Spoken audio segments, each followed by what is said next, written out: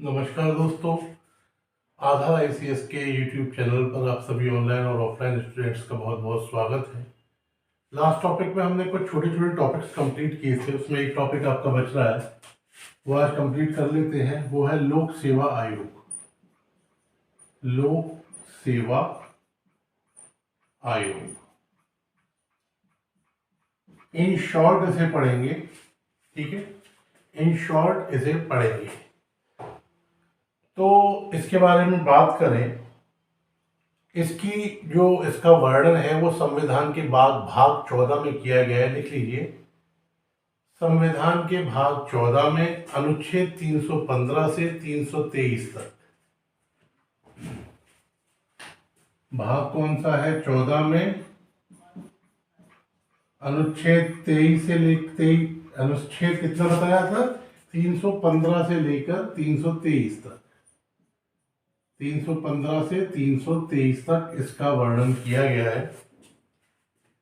तो इसमें जानना क्या क्या है आपको? पहली बात, भारत का राष्ट्रपति, लिखिए, भारत का राष्ट्रपति संघ लोक सेवा आयोग के अध्यक्ष और अन्य सदस्यों को नियुक्त करता है। भारत का राष्ट्रपति संघ लोक सेवा आयोग के अध्यक्ष और सदस्यों की नियुक्ति करता है। तो नियुक्ति कहां से होती है? भारत के राष्ट्रपति द्वारा, ठीक है। अगली महत्वपूर्ण बात लिखिए, संघ लोक सेवा आयोग के अध्यक्ष एवं सदस्य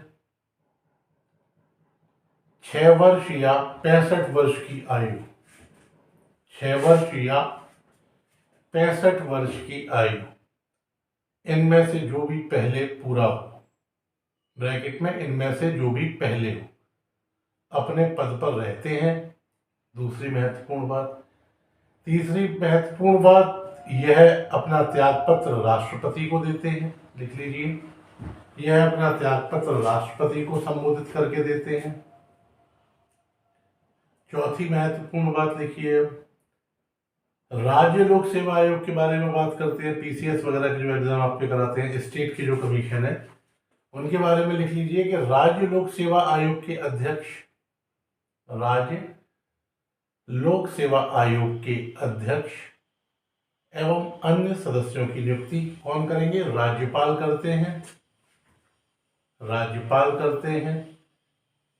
राज्य लोक सेवा आयोग के सदस्य 6 वर्ष या 62 वर्ष की आयु, 6 वर्ष या 62 वर्ष की आयु, इनमें से जो भी पहले पूरा हो, इनमें से जो भी पहले पूरा हो, पद पर रह सकते हैं। नेक्स्ट, इसमें महत्वपूर्ण, यह अपना त्याग पत्र राज्यपाल को सौंप सकते हैं, ठीक है। लेकिन एक महत्वपूर्ण बात कि राज्य लोक सेवा आयोग के सदस्यों को राष्ट्रपति पद से हटा सकते हैं, ना कि राज्यपाल।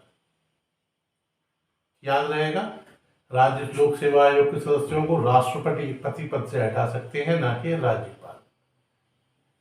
अगली महत्वपूर्ण बात आप एक और जानिए, लिख लीजिए कि 2 या इससे अधिक राज्यों के लिए, 2 या इससे अधिक राज्यों के लिए संयुक्त राज्य लोक सेवा आयोग का गठन भी किया जा सकता है, आयोग का गठन भी किया जा सकता है। इसके अध्यक्ष एवं सदस्यों की नियुक्ति राष्ट्रपति के द्वारा होती है, ठीक है। ये अपना त्याग पत्र राष्ट्रपति को संबोधित करके देते हैं। इन्हें राष्ट्रपति अपने पद से हटा सकता है, इन्हें राष्ट्रपति अपने पद से हटा सकता है। सुप्रीम कोर्ट के जांच रिपोर्ट के आधार पर ये सब लोग राष्ट्रपति के द्वारा हटाए जा सकते हैं, राज्य लोक सेवा आयोग या राज्य संघ लोक सेवा आयोग के अध्यक्ष और सदस्य। तो ये महत्वपूर्ण एक छोटा सा टॉपिक हमने यहाँ कवर किया आपका। अब जो आगे बात करेंगे वो बात करेंगे किसके बारे में? महत्वपूर्ण अनुच्छेदों के बारे में। वैसे तो हमने अनुच्छेद वगैरह सब कुछ आपको लिखा दिया है जहाँ लिखाए जाने चाहिए, फिर भी कुछ पोर्शंस अगर ऐसे बच रहे हैं या कहना चाहिए कि हम ये चाहते हैं कि आपको कुछ अनुच्छेद एक ही जगह लिखा दिए जाए। कहाँ लिखा दिए जाए? एक ही स्थान पर, ताकि आपको कोई भी कंफ्यूजन किसी तरह का ना रहे उनके विषय में, ताकि आपको उनके विषय में कोई भी कंफ्यूजन ना रहे। तो इसके लिए एक कॉलम बनाइए, वहां लिखिए अनुसूचियां। सबसे पहले हेडिंग, पहला हेडिंग बनाइए अनुसूचियां। फिर अनुसूचियों के विषय में आपसे चर्चा करते हैं।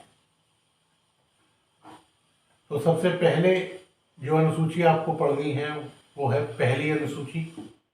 देखिए अनुसूची एक, अनुसूची एक। तो याद क्या रखना है, अपने संविधान में कितनी अनुसूचियां हैं? टोटल 12। कितनी? 12। तो उन 12 अनुसूचियों के विषय में आपको ब्रीफ एक एक लाइन में हम बता दे रहे हैं कि किस अनुसूची में किसका वर्णन किया गया है। ठीक है। तो जो पहली अनुसूची है उसमें जो वर्णन है उसमें दिया गया है भारत और राज्य क्षेत्रों का। लिख लो, पहली अनुसूची, पहली अनुसूची भारत के राज्य क्षेत्र। वर्णन किसका है? भारत और उसके राज्य क्षेत्र। इसके बाद पढ़ेंगे आप आगे। सभी लिखा दें या महत्वपूर्ण लिखना चाहेंगे आप? हमारे हिसाब से तो ज़्यादा है नहीं, कम है तो सभी लिख लीजिए। ठीक है ना। तो पहली अनुसूची आपने लिखी, तो उसमें भारत के 28 राज्य और 8 केंद्र शासित प्रदेशों के विषय में वर्णन किया गया है। दूसरी अनुसूची राष्ट्रपति उपराष्ट्रपति। दूसरी अनुसूची में क्या लिखा गया है? राष्ट्रपति उपराष्ट्रपति, लोकसभा के अध्यक्ष और उपाध्यक्ष के वेतन एवं भत्ते। लोकसभा और के अध्यक्ष और उपाध्यक्ष के वेतन एवं भत्ते। सीएजी सर्वोच्च न्यायालय के न्यायाधीश, उच्च न्यायालय न्यायाधीश आदि के बारे में, वेतन भत्तों के बारे वगैरह के बारे में उपबंध है इसमें। ठीक है। तीसरी अनुसूची में क्या है? मंत्रियों और सांसदों, विधायकों आदि के द्वारा ली जाने वाली, एक लाइन में शपथों के प्रारूप, जो शपथ ली जाती है उसके सारे प्रारूप कहाँ हैं? तीसरी अनुसूची में। ठीक है। चौथी में क्या दिया है? चौथी में दिया गया है विभिन्न राज्यों और संघ शासित प्रदेशों के राज्यसभा में सदस्यों की संख्या। पांचवी में अनुसूचित क्षेत्रों का अनुसूचित क्षेत्रों और अनुसूचित जनजातियों के प्रशासन और नियंत्रण के बारे में। एक चीज याद रखना कि ATMM, असम, त्रिपुरा, मेघालय, मिजोरम, इन चार राज्यों के अनुसूचित क्षेत्रों के प्रशासन का वर्णन पांचवी अनुसूची में नहीं है। तो लिखिए अब छठी अनुसूची, इसमें दिया हुआ है इन 4 राज्यों का। कौन कौन से? असम, मेघालय, मिजोरम, त्रिपुरा, या ATMM, असम, त्रिपुरा, मेघालय और मिजोरम।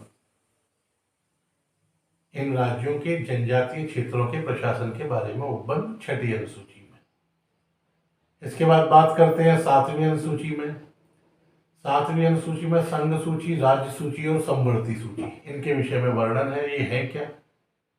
जब इकोनॉमिक्स आप पढ़ेंगे वहां आपको पढ़ने को मिलेगा। अभी एक लाइन में बता देते हैं कि कानून का निर्माण, जो संघ सूची में विषय दिए गए हैं, ये 3 सूचियां हैं जिनमें कानूनों का निर्माण होता है। संघ सूची के विषय पर संघ सरकार, राज्य सूची के विषय पर राज्य सरकार कानून बनाती है, और समवर्ती सूची पर केंद्र और राज्य दोनों कानून बना सकते हैं। ठीक है। इसके अलावा ऐसे मामले जिनका वर्णन तीनों में से किसी भी अनुसूची में नहीं है, उनको अवशिष्ट शक्तियों में या अवशिष्ट सूची में रखा जाता है, और अवशिष्ट सूची पर कानून बनाने का अधिकार केंद्र सरकार को। चलिए 8वीं अनुसूची, इसमें भाषाओं के संबंध में दिया गया है, भाषाएं। 9वीं अनुसूची भूमि सुधार संबंधी अधिनियम, भूमि सुधार संबंधी अधिनियम। उसके बाद अगली लिखिए 10वीं अनुसूची दल बदल कानून, दल बदल कानून।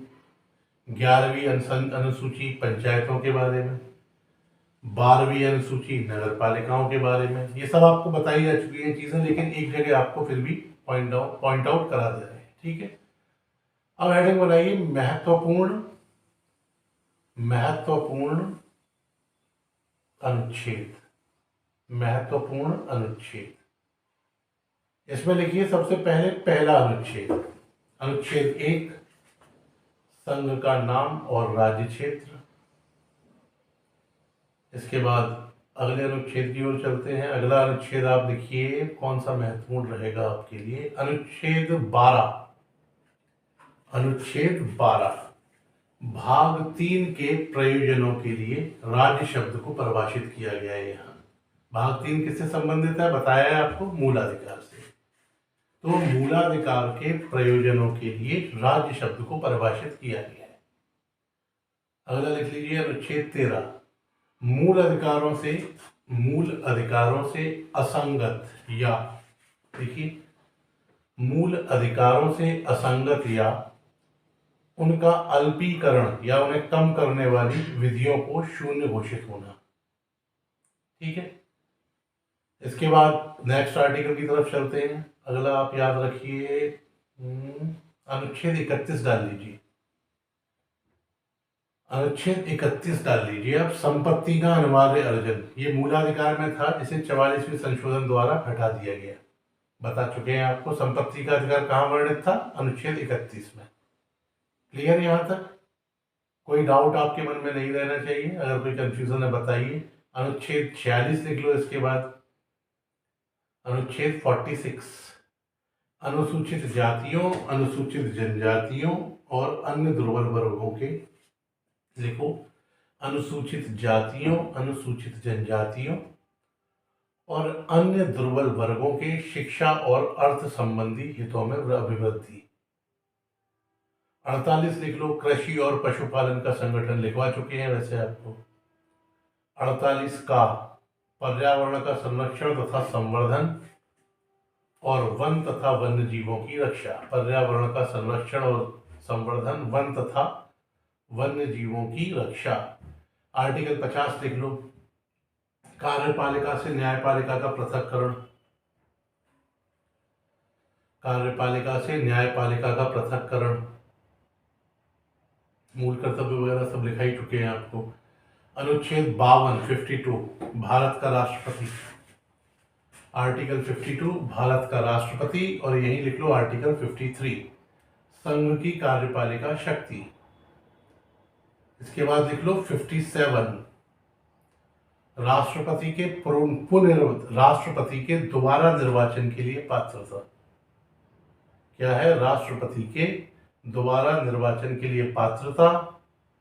आर्टिकल 61 राष्ट्रपति पर महाभियोग चलाने की प्रक्रिया।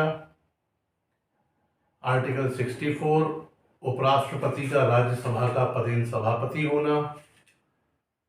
और कौन सा लिखाया जाए आपको? आर्टिकल 74 लिख लो। 74 राष्ट्रपति की सहायता और सलाह के लिए मंत्रिपरिषद। आर्टिकल 76 लिख लो, भारत का महान्यायवादी। आर्टिकल 78 लिख लो, इंपॉर्टेंट है, राष्ट्रपति को जानकारी देने के संबंध में प्रधानमंत्री के कर्तव्य। आर्टिकल 79 नेक्स्ट, संसद का गठन। 79 संसद का गठन। इसके बाद देखो आर्टिकल 105 संसदीय सदस्यों के विशेषाधिकार। संसदीय पढ़ाया था ना आपको मैंने, 40 दिन पहले 40 दिन बाद गिरफ्तारी से छूट। आर्टिकल 108 संयुक्त बैठक। तीनों लिखो, 8, 9, 10। 8 में संयुक्त बैठक, 9 धन विधेयक के संबंध में विशेष प्रक्रिया, और आर्टिकल 110 धन विधेयक की परिभाषा। ये 3 हो गए विधेयकों में, धन विधेयकों में आपके इंपॉर्टेंट। इसके बाद 123 1, 2, 3 राष्ट्रपति की अध्यादेश जारी करने की शक्ति। 127 लिख लो, तदर्थ न्यायमूर्तियों की नियुक्ति। तदर्थ न्यायमूर्तियों की नियुक्ति। इसके बाद अगला कौन सा लिखेंगे आप? लिखिए 136 सर्वोच्च न्यायालय में अपील के लिए विशेष इजाजत। सर्वोच्च न्यायालय में अपील के लिए विशेष इजाजत। बता चुका हूँ, पूरा डिटेल्स पढ़ाई थी इसकी तो हमने। इन्हें रिवाइज करते रहना होगा आपको, ठीक है ना, क्योंकि रिवाइज नहीं करोगे तो फिर घूमोगे। अगला लिख लो 148 लिख लो, एक नियंत्रक एवं महालेखा परीक्षक 153 राज्यों के राज्यपाल लिख लीजिए।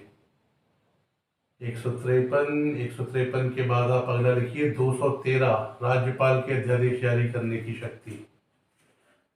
213 राज्यपाल की अध्यादेश जारी करने की शक्ति। 214 राज्यों के लिए उच्च न्यायालय, राज्यों के लिए उच्च न्यायालय।